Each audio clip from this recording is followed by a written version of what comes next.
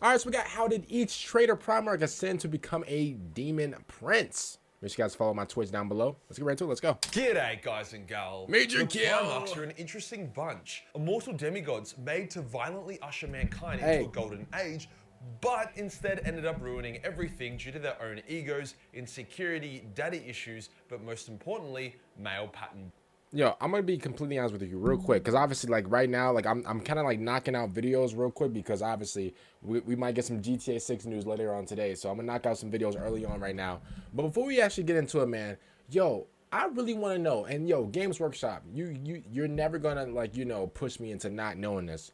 Yo, what happened to is it Primarch number 2 or number 3 and Primarch number 11? What happened? There's no shot you're gonna be able to like try to like write me off as, oh well, see what had happened was this happened and then nothing happened because everybody got memory wiped or whatever. Nah, bro, I really want to know. There's no shot. I don't know if Games Workshop like took them out because I mean they just serve no purpose, but like, bro, I'm really like, listen, call me whatever you want, but I'm really stuck on like what happened to the 2nd and 11th like Primarch, bro. Like what? There's no way they like just disappeared off the face of the, or not the face of the earth, but like off the face of like the entire universe. Like what happened? Oldness. Shit went so bad that nearly half of them ended up selling their souls and ascending to become demon princes. Not idealio. But hey, I'm sorry, real quick, bro. Selling your soul to like a nasty Diddy 7.0 and a pack of now and laters is absolutely diabolical. Becoming a demon prince isn't a walk in the park, even for a Primarch. Each of the ascended Traitor Primarchs had to undergo a shitload of trials and challenges to eventually earn the favor of their chosen Chaos God, and be gifted like 9 tits or horns or something. The lore behind each ascension is actually really interesting and worth the next 10 minutes or so of your life. Before we get started, we are a little flick of a dick away from 500,000 subscribers. 3,000 of you fuckers that are watching, lurking, and not subscribing. I get it. What's the motive? Well, firstly, I'm getting a Warhammer tattoo for 500k, which I'll post a video of me real quick. Hopefully, if you're watching, you're subscribed. I never really had like the whole like listen, I'm gonna be completely honest with you. I was never really that type of guy to like watch a channel and like not subscribe, especially like if I know that channel's like name. Like, yeah, bro, I'm definitely subscribing to you. I'm not really like the type to like continue to watch a channel and not subscribe. I mean, it's obviously, bro, like it's your choice if you want to or not. It's just I never really thought about that. Like I never like usually like if I like a couple of your videos or whatever, bro, I'm automatically subscribing. Like not even glaze or whatever. I think it's just like if I watch somebody a few times or whatever, they're gonna get my subscription, especially since it's free on YouTube. Like you guys watch me like sometimes and stuff. Like I see the same faces in the comment section. I know a lot of those guys are subscribed. If you're watching, why don't you just subscribe, yo? while I answer some stupid ass questions from subscribers. Secondly, I'm currently working with one of the hottest Eastern European cosplay, and fourthly, please. It's an incredible milestone that I owe to you absolute legends, and I'm keen to see how far we can take this. Today we'll be going over each of the Traitor Primarchs' ascension to demonhood, detailing how they did it, why they did it, and what powers they gained and lost in the process. Let's get into it. Let's get into it!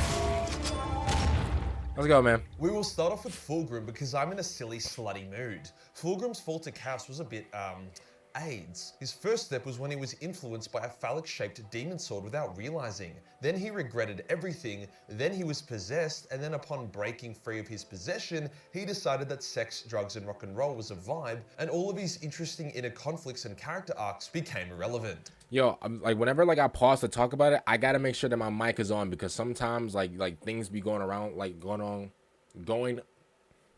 things be going on around me. First of all, it's the first video of the day. I'm sorry, y'all. I'm stuttering.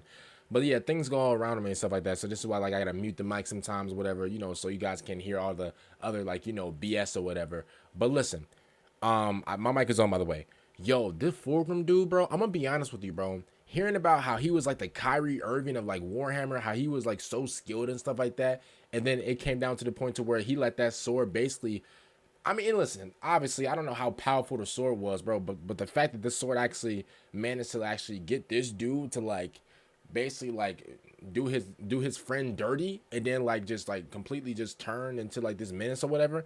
I'm gonna be honest with you, bro. Like, yo, that it's just crazy. Like, bro, I heard he was like the Kyrie Irving. He's like the Allen.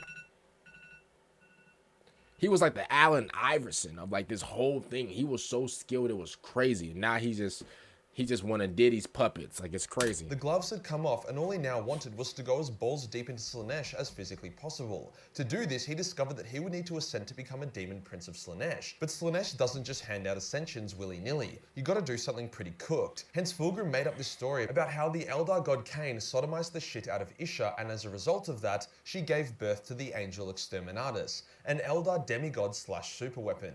He then brought this story to Perturabo and basically said that the superweapon was in the Eye of Terror, and together they could take it and secure victory for Horus. Perturabo was skeptical and thinks Fulgrim is a fucking weirdo, but he agrees to go on his quest. However, there was no superweapon.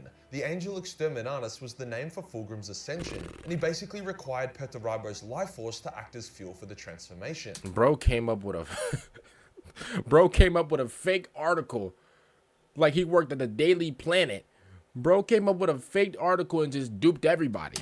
Hence, Fulgrim gave Perturabo a Morkita stone as a gift, a stone that would suck Perty's life dry. Perty obviously didn't realize what it was at the time. Then at the heart of a crone world within the Eye, Fulgrim sprung his trap and began absorbing Perty. However, Perturabo was able to fight back and with the help of the Shattered Legions, survive the ordeal. He then smashed Fulgrim apart with his Warhammer. However, Slaanesh had quite enjoyed the spectacle, so she allowed Fulgrim to instead absorb like 1,000,000 Eldar Spirit Stones as the fuel for his ascension, rather than Perturabo's Primarch soul. That's Diddy for you.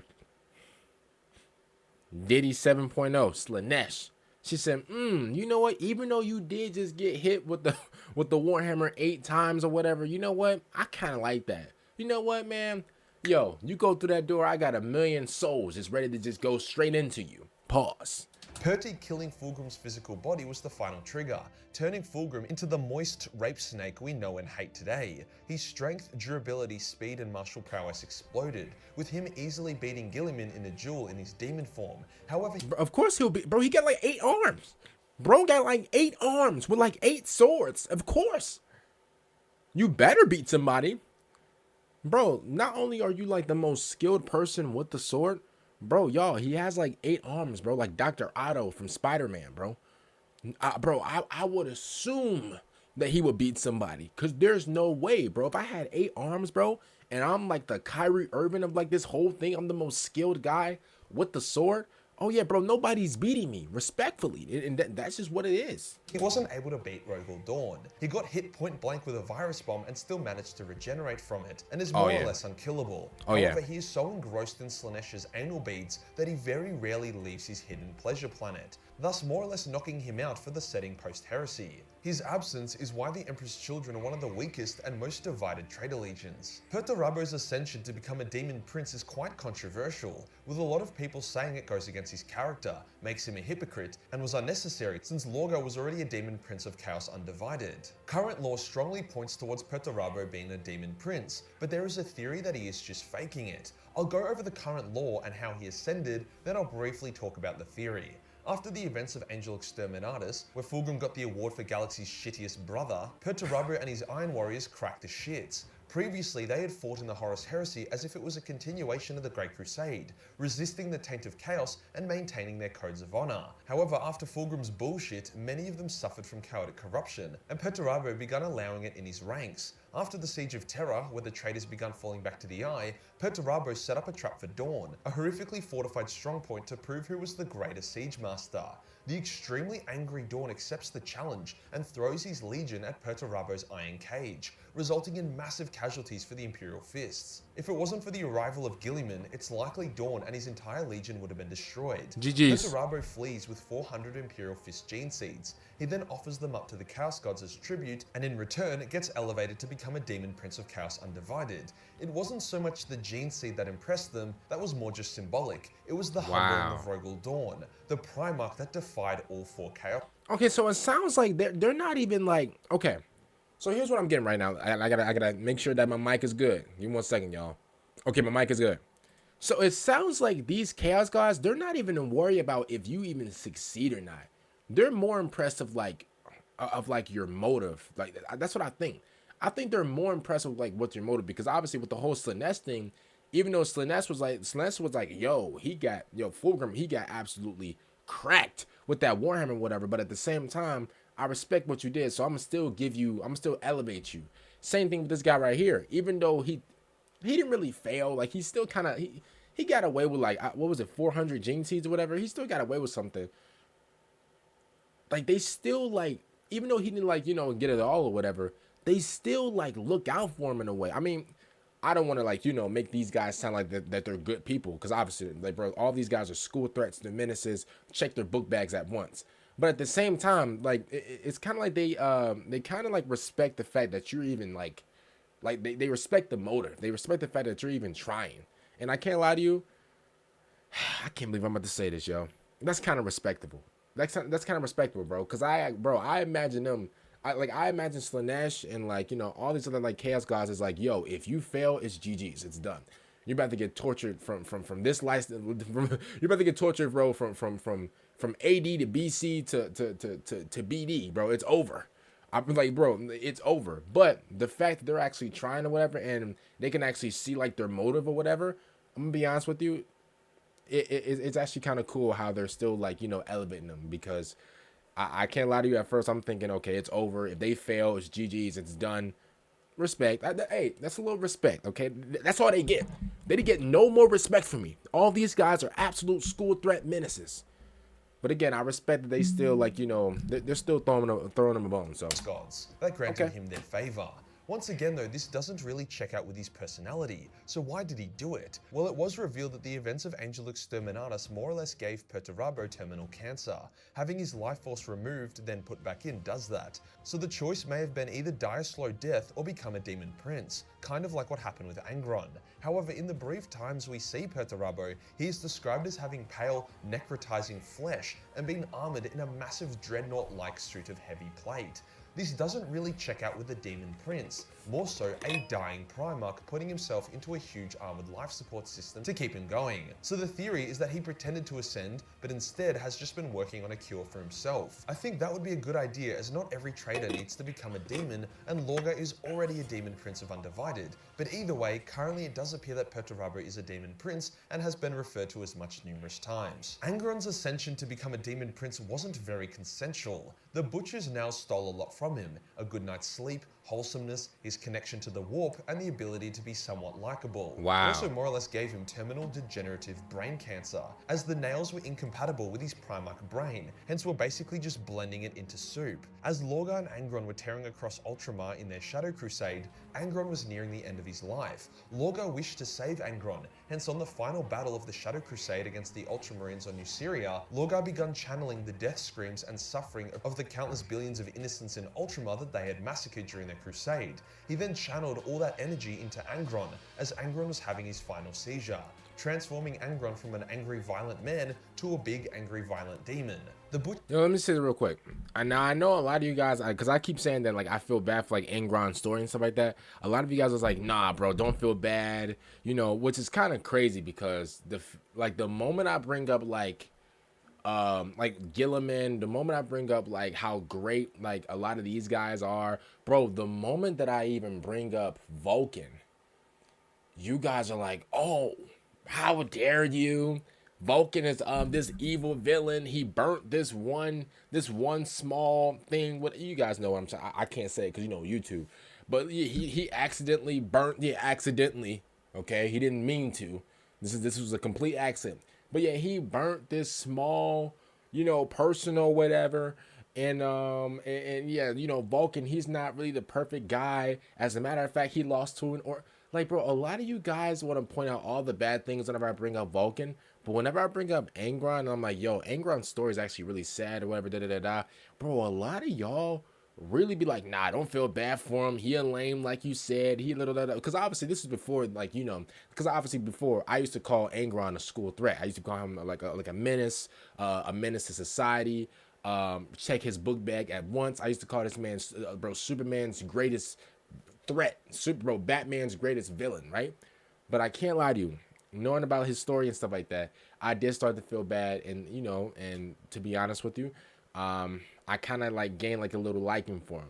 Yo, as soon as I said that, bro, y'all massacred me, bro, like Sonny from Godfather. Man, y'all was on my neck. Y'all was on my, yo, why would you feel bad for him? He's a psycho. He's a sicko. He deserves to be put in a straitjacket. He's a man, bro. I'm looking at y'all like, wait a minute. But if I bring up Vulcan and says that Vulcan is the greatest of all time, yo, y'all be on my neck. Y'all be like, yo, Vulcan did this, he did that, he lost to this, he can't be the GOAT. Da, da, da, da. I'm like, yo, so which one is it? Yo, if I bring up a character and praise him a lot, y'all try to put him down. But if I feel bad for a character, bro, y'all put him down. Bro, y'all are like, yo, y'all the real villains, yo. I'm gonna be honest with you. I'm gonna still feel bad for his story, bro, because learning about his story and about how he lost his friend and how he was basically like a slave to like his world and stuff like that, bro. And these damn nails, bro. Imagine having these in your head, bro. Imagine.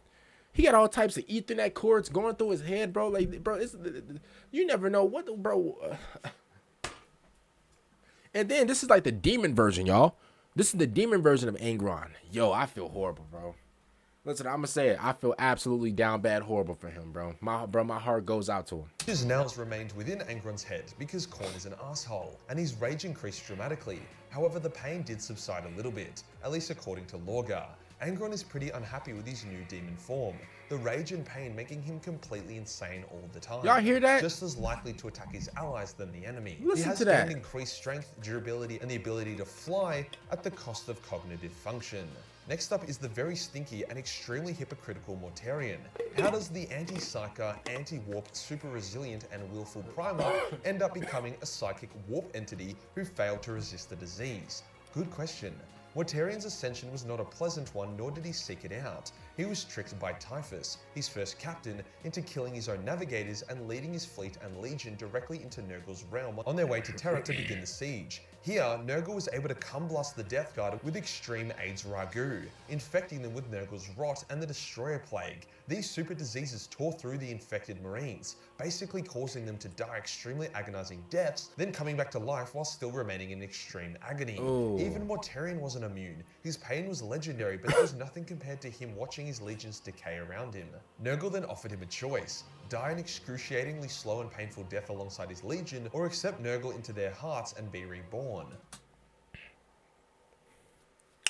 Take me away to sacred flame. Yeah, take me away, bro. Take me away. Yep. I'll go out bad, bro. I'll go out screaming and everything, just like Trevor from GTA 5. If you pick Trevor, if you pick to kill Trevor, bro. Yeah, bro. Take me away. There's no way, bro. There is no way in hell that I'm accepting Nurgle into my heart. Are you cuckoo for buku buffs? Are you at it like this is your mind? Are you out of it? Like what are we, bro? You got to be out your damn mind if you think I'm about to accept this nasty. A lot of you guys were defending him too. You guys were like, oh, well, even though, you look absolute down bad, at the same time, you don't look at yourself as that. As a matter of fact, you kind of enjoy being dirty and disgusting and nasty and having every disease on earth. But, like, I understand that, and guess what? You know what? Nurgle might be like the best one. He might be like the best choice out of all the Chaos Gods. I'm gonna be honest with you, bro. I'm still not picking him. Respect to him, though. Bro, you got to take me out, bro. I go out a harsh, painful, brutal death, bro, then accept Nurgle, bro. Real life. Get me out. Boom me out, boom me out. Yeah, get me out, bro. Mortarion chose to end the suffering and be reborn. His Death Guard was transformed into Plague Marines, while he himself ascended to become the Demon Prince of Nurgle, showing that the Chaos Gods can just kind of Demon Prince anyone whenever, and any rituals or missions someone has to do to ascend is more so for the gods' entertainment and not a genuine prerequisite.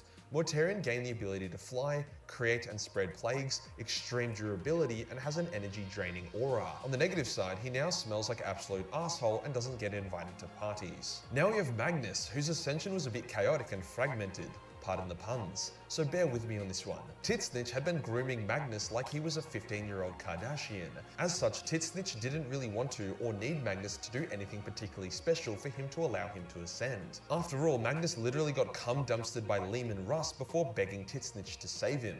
Not exactly the most dignified ascension. However, it wasn't clear-cut. Tzeentch had ascended Magnus, but there wasn't much to ascend. Magnus doing hectic voodoo and getting shut on by Leman had shattered his very being into multiple multiple shards. He was dying.